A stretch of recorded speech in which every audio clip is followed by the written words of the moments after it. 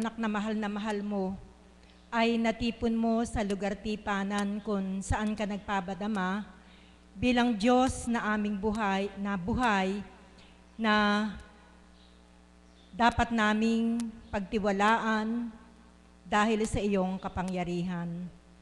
Nawa po aming dakilang Ama, habang sila ay nakaluklok sa kanilang upuan, lubos kanilang madama at anuman ang kanilang mga kahilingan, nawa sa kanilang paghihintay at pagtityaga, naway makamit nila upang mapuspos sila ng kagalakan at kapayapaan ang kanilang kaisipan.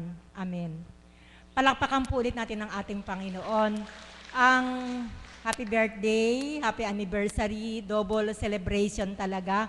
Talagang mahal ka ng Diyos, ano? 2 kamay nakalahad na sa iyo. 5 daliri bilang kaarawan mo, 5 daliri bilang anibersaryo mo, puspos ng pag-akay at pagyakap ang ibinibigay sa iyo ng Ama. Happy birthday, Teacher May. Ang pagtugon ay isang pagsagot. Amen po ba? Kuminsan po, pag tayo nagsisimba, sa parte ng salmo, nakalagay, sa bawat verse may tugon.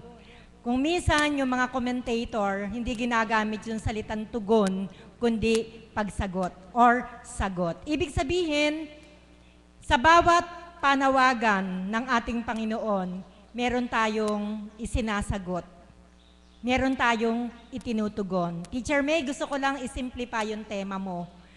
Tema, pagtugon. Tapos nagbigay siya ng mga reflection question. Ang sabi niya, paano ka tumugon at kung ano ang naramdaman mo nang ikaw ay tumugon sa panawagan ng ating Panginoon. Ang bawat isa sa atin ay wala rito, sa sandaling ito, sa oras na ito, kung hindi tayo tumugon sa Kanya. Amen. Kaya galak ang Panginoon, galak na galak siya sa bawat isa sa atin na nandirito ngayon sapagkat tumugon tayo sa Kanyang panawagan. Palakpakan po natin ang ating Diyos na buhay. Ito po'y muli kong uulitin, lalo na po yung mga nanay ng tahanan. Ang dami nating gawain sa bahay na iniwan. Subalit, nang dahil may panawagan ng ating Panginoon, tumugon tayo sa Kanyang panawagan, kaya tayo ay nandirito. Hindi siya nabigo. Nakita niya ang bawat isa sa atin bilang mga anak niya na tumugon sa Kanyang panawagan. Paano ko ba naramdaman ang panawagan ng Panginoon? Bago ako tumugon, naramdaman ko muna ang Kanyang panawagan sa akin. Noong po, 1 year before na ako ay tawagan niya, iba na po yung nararamdaman ko. Pagdating ko po sa eskwelahan, maaga akong pumapasok, mga 6:30, 6:45, nasa school na ako, although 7:30 pa yung bell. Pagdating ko po, akyat na po ako sa office ko. Nasa 3rd floor po kasi yung office ko eh. Magsasara na ako ng pintuan ko at ako po ay mananalangin ng mataimtim sa ating Panginoon. Kukunin ko po yung aking prayer booklet. Meron po akong prayer booklet na manipis, na maliit. Yung po yung prayer booklet for the Lord of Pardon. Yung kung tawagin ng matatanda perdon. Narinig niyo ba sa matatanda yon? Tawag nila perdon, but actually, pardon yon, pagpapatawad.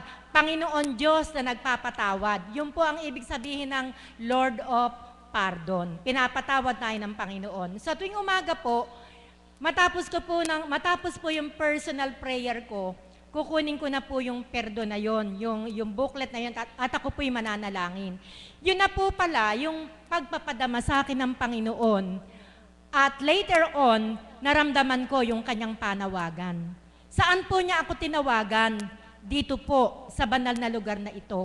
At laking gulat ko po na pagpasok ko po dito, ang tumambad po sa aking mga mata ay ang rebulto ng Lord of Pardon. Nasaan siya? Andoon po sa adoration. Baka hindi nyo po kilala yun. Yun po yung Lord of Pardon. Isang titulo ng ating Panginoong Hesukristo. Ang Panginoong Hesukristo marami siyang titulo. Yun nga po, Lord of Pardon. Ano pa po? The Good Shepherd. Ano pa po, yung Santo Niño, isa lang po yan. Baka po akala nyo marami tayong Diyos. Hindi po, isa lang po yung Diyos natin, marami lang pong titulo. Divine Mercy is another title. Divine Mercy is none other than our Lord Jesus Christ. Amen. Mga titulo lang po yan. Katulad po ng Mahal na Ina. Ang Mahal na Ina, na-research ko po yan, ginugel ko po yan, ang Mahal na Ina ay mayroong 100 mahigit na titulo. Ano-ano po yon? Our Lady of Mercy, Our Lady of Fatima, Our Lady of Lourdes, Our Lady of Manawag, Our Lady of Peñaprasa, iba-iba po yung titulo. 100 plus title po yan. Pero hindi po yan iba-ibang Mama Mary. Hindi po, ha? Ito po ipinagbibigay, alam ko po sa inyo na isa lamang po si Mama Mary. Kaya lamang po, iba-iba yung kanyang title, depende sa lugar kung saan siya nagpakita. Nagpakita siya sa Manawag, kaya ang tawag, Our Lady of Manawag. Meron pa po sa Antipolo, Our Lady of, ano po yun? Yung sa paglalakbay, yun po naman yung tawag na ibinigay sa ating Mahal na Ina. Nang ako nga po'y tumugon sa panawagan ng Panginoon, nakita ko nga po agad. Pagbukas ko ng pintuan, nakita ko agad si Lord Pardon. Sabi ko, aba, ito yung book. Ito yung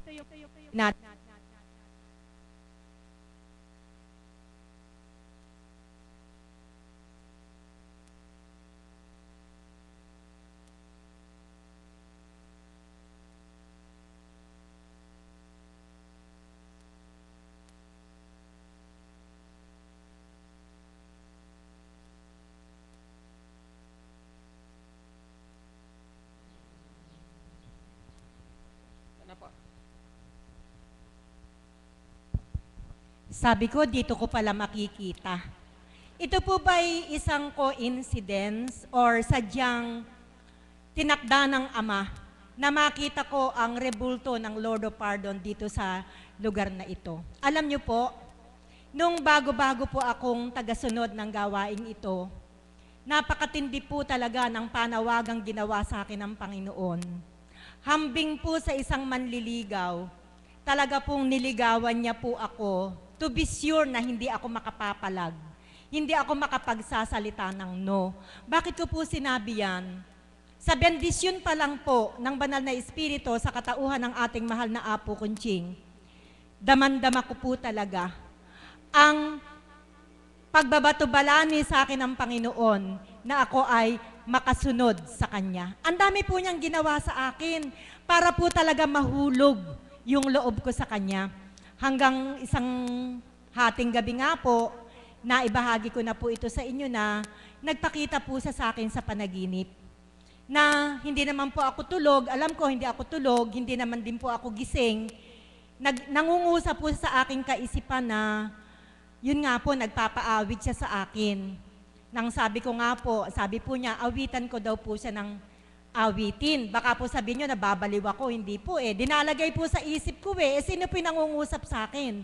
Alangan naman pong demonyo yun. Kasi kung demonyo, tuturuan niya akong gumawa ng masama. Hindi po eh. Sabi niya, awitan mo nga ako. Sabi ko, sumagot naman ako sa isip ko din. Sabi ko, ano pong aawitin ko? Awitan ko daw po siya ng awiting How Did You Know? Hindi ko naman po alam talaga yung awit na yon. Honestly speaking, hindi ko po alam. Kaya po kinabukasan, sinerge ko po kung ano po yung awit na yon. Napakaganda po pala ng lyrics. Na dumating po ang Panginoon sa buhay ko during the moment na kailangan ko siya. How did you know I needed someone like you in my life? That there's an empty space in my heart. Totoo po yun. Nung panahon po na yun, napakalaki ng espasyo sa aking puso. Bakit malaki espasyo? Hulaan ninyo. Ba't ang laki ng space sa puso ko nung mga panahon na yun? Bakit may espasyo? May kulang. Ano ang kulang? Wala ang Panginoon sa aking buhay. Palakpakan po natin ang ating Panginoon. At isa pa pong linyang maganda doon, nang makilala ko siya, He took all the worries and fears that I had. I guess what you say. Basta something like that. Ayaw pong ibahagi. Nang makilala ko po siya talaga, makilala ko ang Panginoon, may layunin pala siya. Kaya pala sa pilit na nagpapakilala sa akin, alam ng Panginoon na magulo yung kaisipan ko sa mga bagay na makamundo. Ako po kasi pag nagtrabaho, dibdiban. Focus po ako kung magtrabaho. Nakakasira na po ng relasyon ko sa Panginoon ang masyadong pagiging focus ko sa work ko. Ano po ang pagkasira? Nawawalan po ako ng focus sa Panginoon. Ang sabi niya, anak, huwag kang masyadong mag-focus sa trabaho mo. Dapat secondary lang yan. Ang dapat mong maging focus ay ako. Kaya po na mag-focus ako sa Kanya, alam niyo pong ginawa niya sa buhay ko? He took all the fears and worries that I had. I guess that someone like you comes my way. No word can express how much I love you. Totoo po yun. Nang makilala ko po siya, no words can express how much I love Him. Dahil po sa ginawa sa akin ng Panginoon, sa ganitong kaparaanan, kung paano niya ako hinikayat, kung paano niya ako niligawan, tumugon po ako sa kanyang panawagan. Although, medyo mahirap sa bandang simula, sapagkat naglilingkod ako sa aking trabaho Pagkatapos, dinala ko dito para maglingkod sa kanya. Naguluhan yung isip ko. Bakit? Tumatakas ako sa trabaho ko. 3:00 pa lang ng hapon, balisa na ako. Kasi may hayo dinadala sa iba't ibang lugar. Ibinababasa ng mga 5:00. Tatakas na ako sa eskwelahan ng 3:00 para ako po ay makarating kung saan siya nanduroon. Hirap na hirap ang loob ko. Bakit? Pinapasweldo ko ng buo, dinadaya ko sila sa oras. Hambing sa estudyante, nagkakating class ako. Kasi dapat aalis ako sa opisina ko 5:00. 3:00 lang umaalis na ako. Sabi ko, God, parang hindi tama ito, nandadaya ako ng kapwa ko. Kaya noon po ako nagdesisyon na mag-resign na ako. Sadyang nahihirapan ako. Sabi nga po ng Panginoon, you cannot serve 2 masters at a time. Dapat mamili ka. Ako, siya, o ang trabaho mo. Hindi po ako nagdalawang salita. Pinili ko po siya. Nag-resign ako sa trabaho ko during the moment na napakaganda ng offer sa akin ng presidente ng eskwelahan. Kaya po ako nag-resign Tinutokso po ako. Teacher May, tinutokso ako ni sister Sabi niya sa akin, nakapasa ng 3 accreditation ang eskwelahan nung ako pa yung principal. Pa-ASCO accredited kami. 3 accreditation na ipasa. At gusto kong pasayahin ng presidente ng college. Sabi niya, pag-aaralin daw kami ng 1 buwan sa Maryland, USA. Libre hotel, libre lahat. Ang problema lang namin nung kasama ko, pocket money lang. Ang ganda ng offer, di po ba? Biro mo, samban ka sa Maryland, pagkatapos libre lahat, mag-aaral ka pa ng libre. Hindi po ako nagpalito. Teacher May, hindi ako nagpalito. Sabi ko, pag tumugon ako sa ino-offer nila sa akin, hilalong hindi na ako makakaalis sa eskwelahan. Bakit? Isusulit ko pagdating ko kung ano yung natutunan ko. Ibabahagi ko sa lahat ng RVM schools ang natutunan ko. Makakaalis pa ba ako?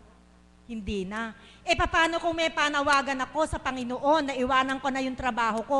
Paano pa ako makatutugon? Kaya as early as June, kapapasukan lang, nang sabihan ako ng presidente na mag-ayos na ako ng mga papers ko in preparation sa trip sa Maryland, as early as June, sinabi ko, sister, wag na po. Bakit? Sister, magre-resign na po ako Ha? Magre-resign ka? Bakit?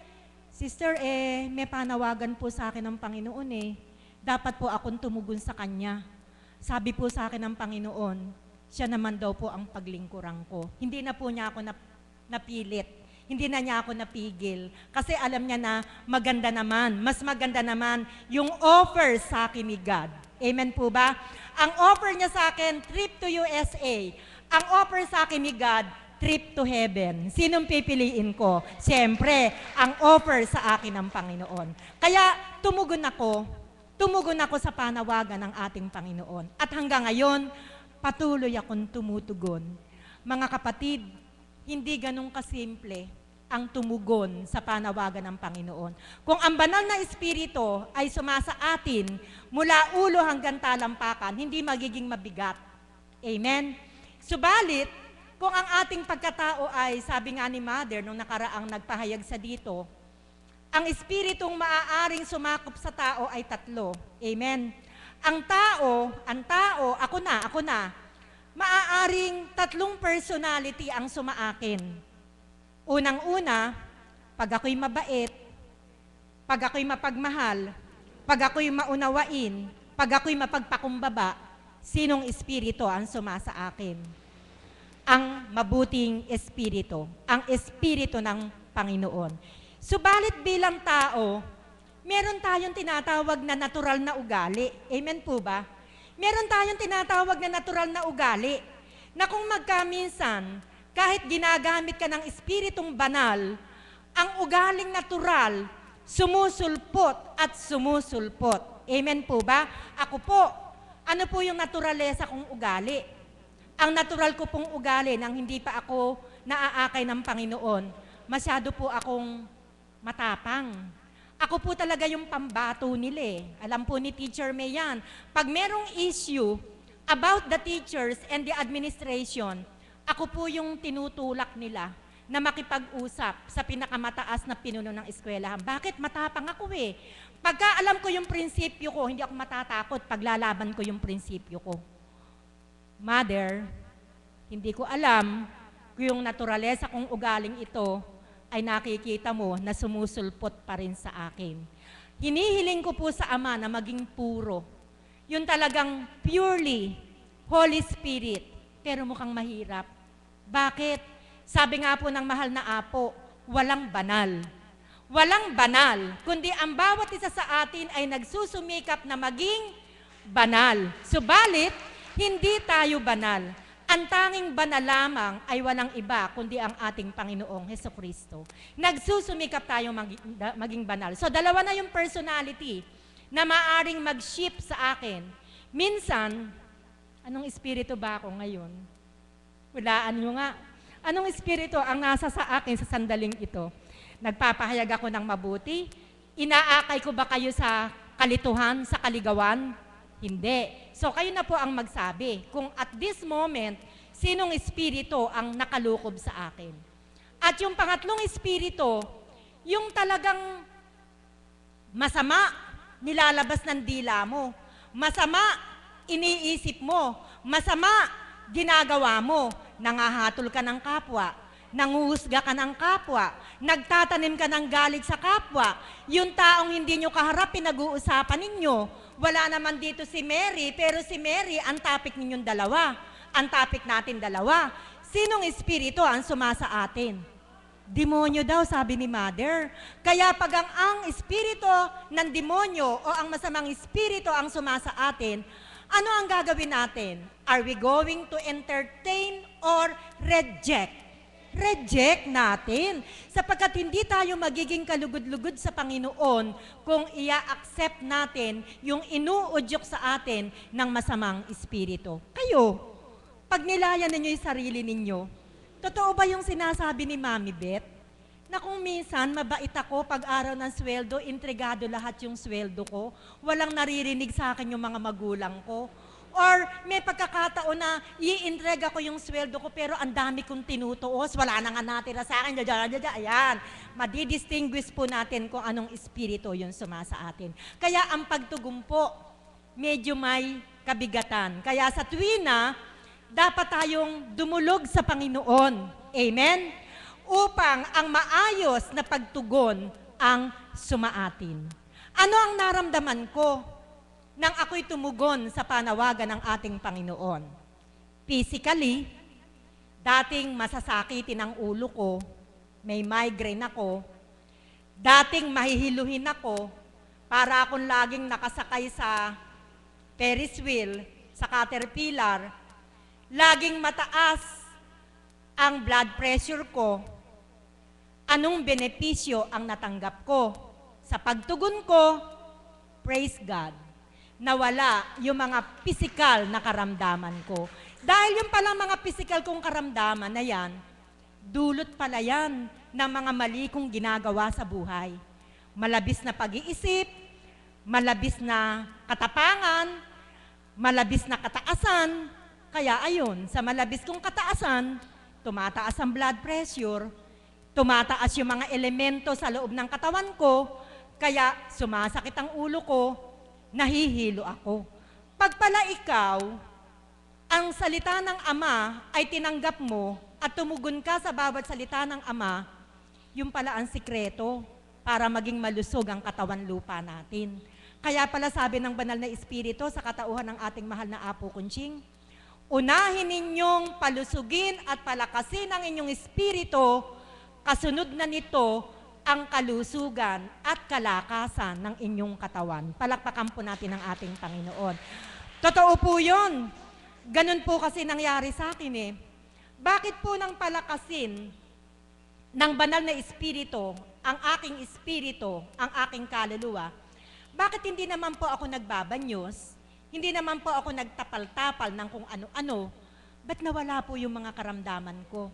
Sapagkat pinalakas ng Banal na Espiritu ang aking espiritu, kaya ito ay nakalaban sa mga posibleng magiging sakit ng katawan lupa mo. Kaya masuswerte yung mga wala pang karamdaman nandito na. Kaysa dun sa may karamdaman, kaya sila nagpunta dito. Yung mga wala pang karamdaman na nandito na, maswerte kayo. Bakit? Maaagapan nyo na yung katawan lupa ninyo na hindi magkaroon ng karamdaman. Eh yung iba nakarating dito na stroke na, nakarating dito nakangiwi na, nakarating dito may mga bukol na sa katawan, hindi nila alam na kaya pala nagsitubo yun kasi mahina ang kanilang espiritu. Kaya mga kapatid, patuloy ninyong palakasin ang inyong espiritu. Sino magpapalakas? Ako ba? Hindi po. Hindi po ako ang magpapalakas, kundi sa kalooban ng ating Panginoon. Gagamit siya ng tao, gagamit siya ng instrumento para ang ating espiritu ay magkaroon ng kalakasan. Kaya mapapalad po tayo sa pagtugon natin sa araw na ito sa ating Panginoon, gagamit siya ng tao sa katauhan ng ating mahal na Apo Kunching na magluluwal ng mga salitang magtuturo sa atin ng tama upang lumakas ang ating kaluluwa. Sa pagtugon ko, walang nasayang. Katulad nga ng tanong sa akin ng mahal na Apo, nalugi ka ba? Sabi ko po hindi. Sa pag-aakay sa akin ng Panginoon, nag-invest ako ng time. Time po ang investment ko dito eh. Kasi dapat po nagtatrabaho ako, di po ba? Pero yung oras ko, dinala ko dito, ginamit ko dito. Hindi po ako nag-invest ng pera dito. Wala akong perang binitawan para ako'y mag-stay dito. Ano lang po yung naging investment ko? Yung tama, yung aking puso, yung oras na binigay ko para sa Panginoon. At ngayon po, binabalik na ni God kung ano yung investment na binigay ko sa Kanya. Sa mga negosyante, ang tawag po dito yung ROI. Sino mo kumukha ng business management? Anong ibig sabihin ng ROI? Return of investment. Ang ininvest ko kay God, dinabalik niya sa akin. Kaya ako, napuspos na ako ng kagalakan. Dati, uulitin ko, ang pangit ko talaga. Tawag nila sa akin, mukha daw akong bruha. Ganon kasi mga personality ng mga principal, di ba? Dapat talaga pakita mo matapang ka. Eh, tumigas na yung mukha ko. Yung tapang ng mukha ko tumigas na. Kaya pag nakikita niya ako, mukha daw akong bruha. Kasi yung tapang ko talaga na-imprenta na sa mukha ko. Subukan po ninyo. Lagi kayong umiti. Mai-imprenta sa mukha niyo yung ngiti. Gaganda kayo. Na makarating po ako dito, nawala na po yung image kong mukhang bruha. Kasi po, ang na-imprenta na sa mukha ko, yung galak na nakuha ko sa Banal na Espiritu, sa katauhan ng ating mahal na Apo Kunching, kaya po yung mukhang bruha kong mukha, sabi po nila, mukha na raw po akong anghel. Nge. Yan po ang sabi nila. Hindi na daw po ako mukhang matapang. mukha na daw po akong mabait. Ang sakit nga po pag nakikita ako ng mga dati kong kakilala, nung una akong nakita, ba't nakarating dito yung bruha na yan? Excuse me, hindi na ako bruha, anak na ako ng Diyos, kaya maganda na ako. Magandang umaga at maraming salamat. Maraming salamat po, Mami. Purihin po ang Ama. Marami po tayong napulot. Amen po. Napakaganda po ng ibinahagi ng ating Mami Beth. Kaya tawag po siyang Madam kasi po nakasama ko po siya sa St. Mary's. Katotohanan po ang lahat ng kanyang ibinahagi. Kaya po sinasambit niya po ang aking pangalan. Nandun po yung aming principal, Mami. Kaya sabi ko, ngingiti din po siya. At hindi na rin po siya mukhang bruha sapagkat nandito na rin po siya sa dambana. Buhay po ba ang Diyos? Amen po. Katotohanan din po si Mami Beth talaga pong dito na lang po siya sa ating Panginoon tumutugon sapagkat nga po bahagi ko lang po ng karampot. Iniram po namin yung kanyang papers dahil nga po nag-apply na kami ng grade 11 and 12. Inalok po namin si Mami na magturo next school year. Pero ayaw na po niya. Pagkat ang gusto nga po niya, i-trip to heaven na. Pero maraming salamat po, Mami, sa pagpapahiram po. Nandyan po sa akin. Ang susunod ko pong tatawagin, ay sandali lang po, sinisiksik po sa akin kaisipan. Sabi ko nga po kanina, hindi ko po binabanggit yung mga pangalan sapagkat baka may malimutan po akong pasasalamatan. Subalit, isinisiksik po sa akin na katulad po ni Mami na ginamit din po sa aming paaralan, ay nais ko pong pasalamatan si Kuya Berel, si Kuya JC Tadoki, na patuloy pong ginagamit ng ating Panginoon sa aming paaralan. Wala man po sila dito, ang akin pong walang hanggang pasasalamat kasama po ang bumubuo ng aming paaralan. Ang susunod ko pong tatawagin upang muli po ay magbigay pa ng napakaraming inspirasyon na kapupulutan po natin at magpapatibay po sa ating pananampalataya at hindi nga po sige po, nandiyan na po ang mahal na apo. Maraming salamat po. Magsitayo po ang lahat. Maghawak-hawak po tayo.